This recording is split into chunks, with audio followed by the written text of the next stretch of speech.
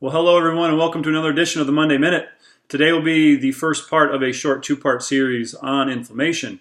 The word's being tossed around a lot nowadays, and so I just want to give a short little overview as to what I know about inflammation.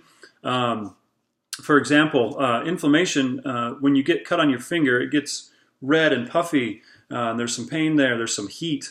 That's inflammation. It's a healing mechanism. It's doing its job in that situation to help repair the tissue that was damaged. But chronic or systemic inflammation throughout the body can lead to disease and even death.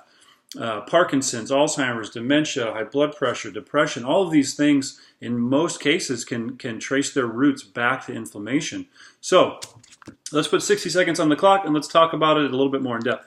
So 1 minute, here we go. CRP is a blood work, a biomarker that you get in your blood work.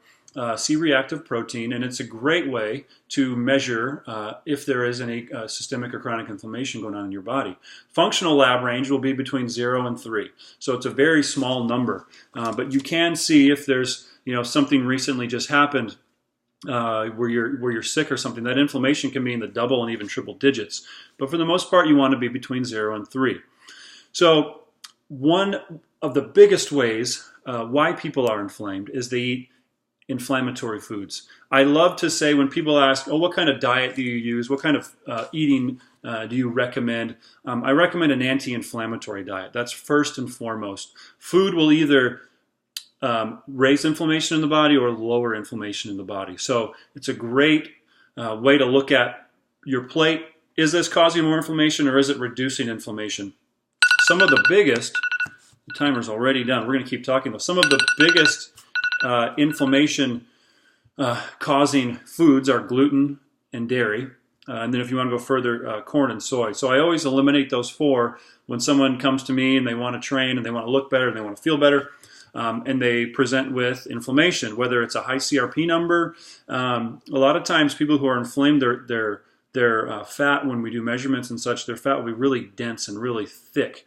You can't really, it should be nice and squishy, and it won't be. It'll be very dense. That's another way to, without the CRP number, to kind of assume that they have some inflammation going on.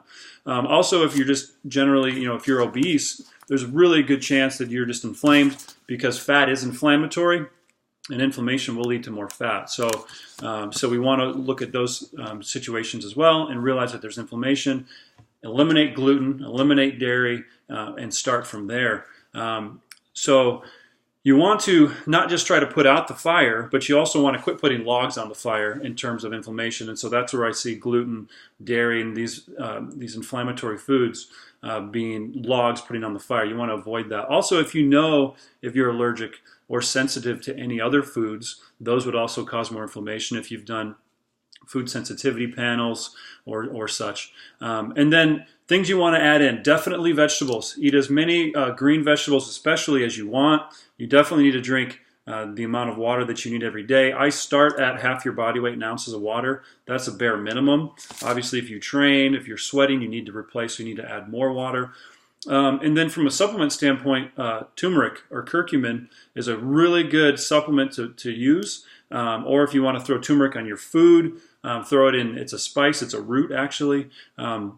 It will turn all of your food yellow, and it does have a cool little taste to it. But you can also supplement with typically curcumin pills. And then fish oil that's higher in EPA versus DHA. EPA is very anti-inflammatory from a natural standpoint. So quit putting logs on the fire. Get rid of gluten. Get rid of dairy. Throw in some curcumin in your supplement line, or turmeric in your foods. Really increase your EPA fish oils. Make sure it's from a good source. And then get your CRP checked just to make sure that you're not running any inflammation. And that is a great way to look at and evaluate inflammation in your body. And hopefully that helped you out to learn a little bit more about it. So thank you, and we'll see you next week for part 2 of inflammation.